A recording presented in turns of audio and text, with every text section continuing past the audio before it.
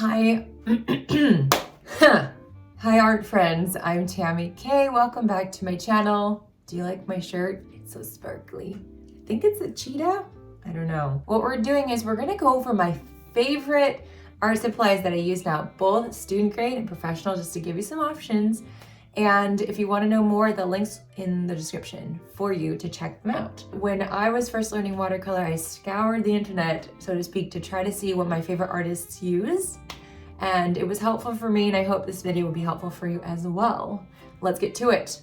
No delay, as I pop back on here to talk a little bit more. So first up, we've got our paint supplies. This is Meeden Maeliong for student grade, and we're gonna talk about my Winsor Newton palette as well. Alrighty friends, so I'm not gonna get super technical today as I'm spraying down my paints. I just wanna give you guys an idea of the options that are available that I love, that I use. So the Maeliong is up first. We're starting with a nice little red here. We're just gonna do some swatching as you're listening to my voice, chit-chatting and talking you up.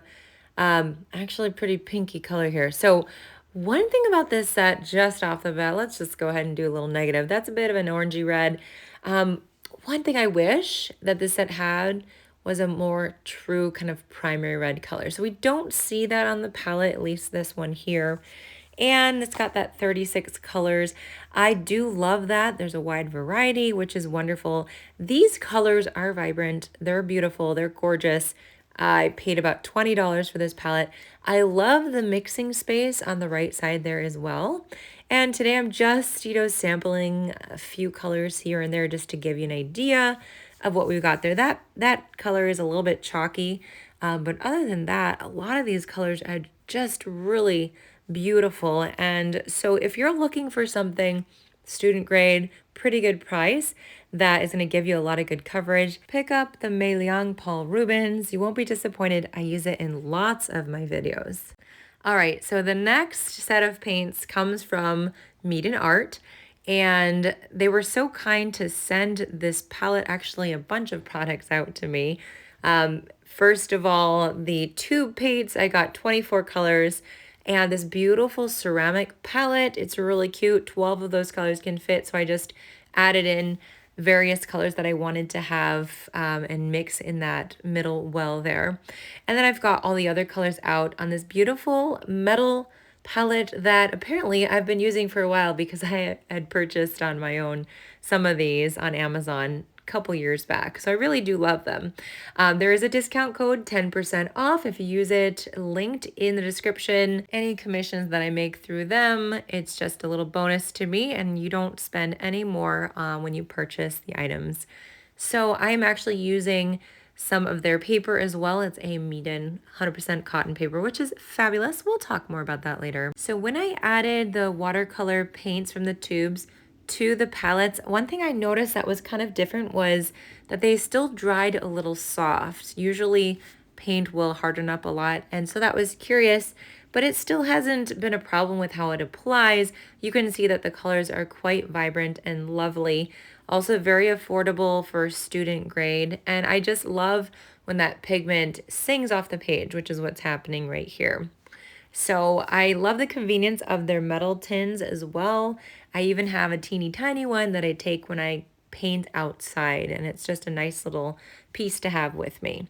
So I love these products. I would say that if I had to pick a favorite, I probably would say the Maeliong, but it might just be because I've been painting with that for quite a while and I know those colors so well. I do love the color selection of this set here, and I'm not disappointed. All right, taking this away, we're gonna go ahead with the professional paint, and we've got our Winsor & Newton watercolor tubes. So I purchased this several months back, and of course I'm gonna sample and select some random colors for you today. We're gonna do some little hearts because hearts are fun. Just a little bit of water too, if you want to spread out that paint just to see how it thins out. You can clean your brush, dab it, and then grab a little bit of that paint and spread it out with that water. And there you go as you're doing the swatching.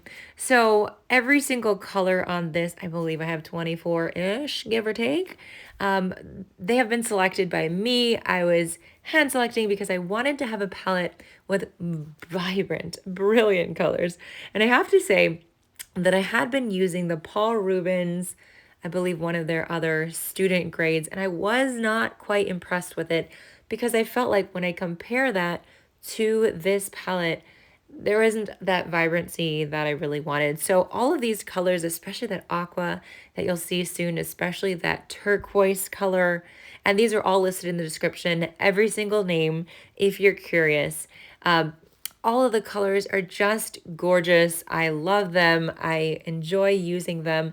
I wanted to have a lot of reds, pinks, purples. You can see I've got like 8 of those going on there on the top right because I do a lot of florals. So it was important to me to have that. Now with the aqua here as well as the turquoise coming up, I love to use that as alternatives when I'm doing leaves in a bouquet, and also if I'm painting the ocean. People, you must have beautiful, gorgeous turquoise and aquas when you're painting landscapes like that.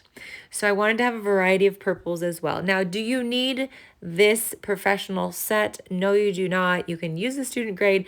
Honestly, I'm not using this palette as much as I'm using my Meiliang and my Meeden because they do the job. They do a great job. They're affordable. And frankly, I just love the vibrancy of all of them. So we are doing one final heart here in that bright pink color. I really love this one. I definitely use it a lot in my floor creations. So next we're going to talk a bit about paper. And we've got some student grade as well as some professional grade papers. So let's get to it and tell me below, what is your favorite paper? So my first recommendation for paper would be this B Company pulp paper. It is 9 by 12. It's 50 sheets, guys. And it has lovely texture. So I get this at Walmart for like 11 bucks. It's crazy affordable. 50 sheets, guys. Look what I've painted through that. And there's a really nice texture here.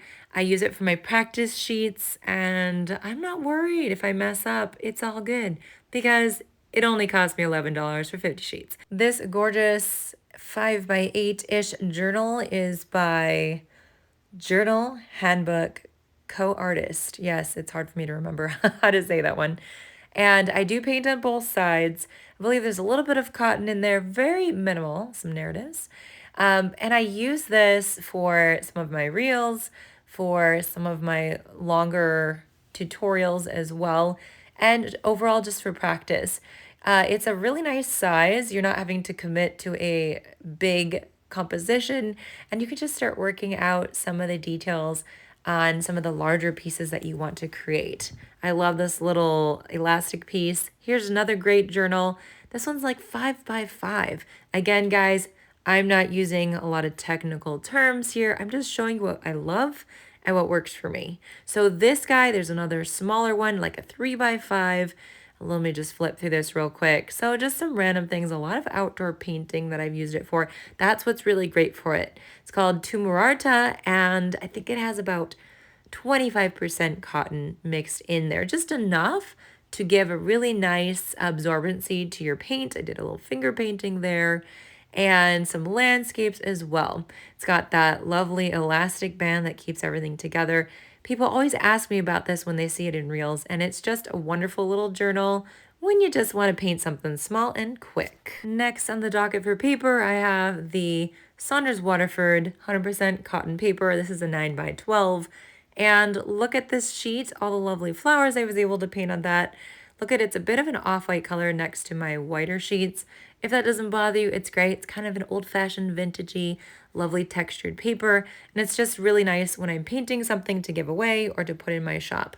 Meeden's 100% watercolor paper. We talked a little bit about it before. I think it's a 7 by 10 size and has a very dry, rough texture which absorbs lots of liquid. The next thing is we're talking about brushes, which is so important because that's the tool to put your brush strokes down on paper. I've got several options and I'll tell you about those right now. Okay, so first up, we've got our Meeden brushes, and we did talk about the other Meeden art supplies. I wanted to give you guys an idea of the different options here. We've got some really great points on these brushes, so that's why I like them. And they are a student grade. We've got a beautiful square brush here.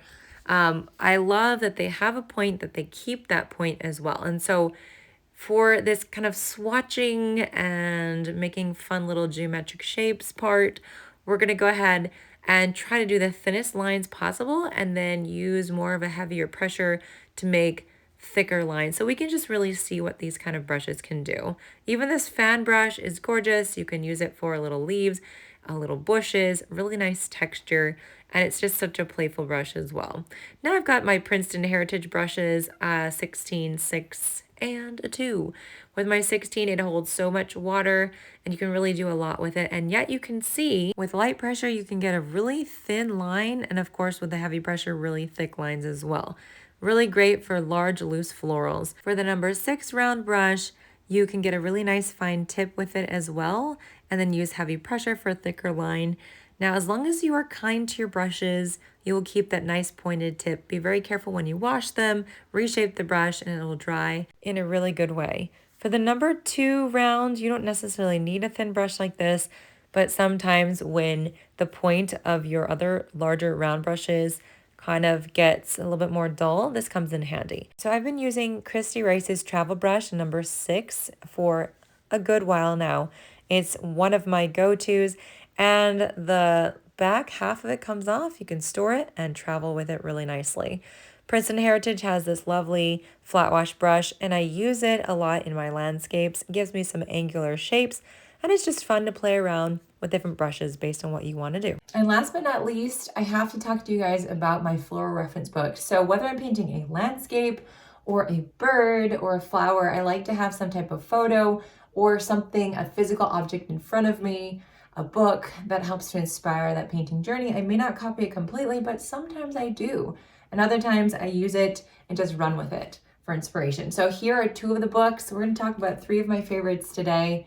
Let's get to it. So today we're starting with the flower book. And what I love about this, as you're seeing me point out various things that I have marked, that I have painted, what I love is that these blooms are huge, they're vibrant, and when I see a huge reference photo, I tend to paint larger as well. So it's a good practice versus painting from a reference that's really small. You tend to kind of copy what you're seeing. And oh my goodness, those dahlias are amazing. I've painted those before. So the second book that I really love, the Flower Color Guide, is wonderful. And I do have this marked in many spaces. What you're gonna see here is many different types of the same kind of flower, but arranged together. And each section starts with a different color. So you start with white and light pinks, maybe yellows. You've got oranges and reds, pinks, purples, and all of that. And it gives you a guide to kind of go through. You've got these little cards in the back too that are perforated that you can rip out. So the Flower Color Theory Guide, I'm going to call it, is another book from the same couple, and it's just beautiful arrangement. So if you want to go farther than what you did before, these little cards in the back show the different arrangements and the actual colors in each arrangement. So that's kind of helpful. These are some of my favorites, guys. I hope you'll love them as well. All right, so that was it. My newest recommendations for art supplies that I love, that I use, and that I hope that you will get inspiration and a kick out of using as well. Remember, everything is linked in the description below. If you're interested in joining me on Patreon, it's a membership, a subscription, monthly basis, starts at $3 a month, and it's a place to get exclusive tutorials, to get questions answered, to have live stream access with me on a monthly class, and just overall have a good time together. So thanks for being here, guys. Happy mental health, happy painting to you. Take a deep breath and go and paint something. Bye, guys.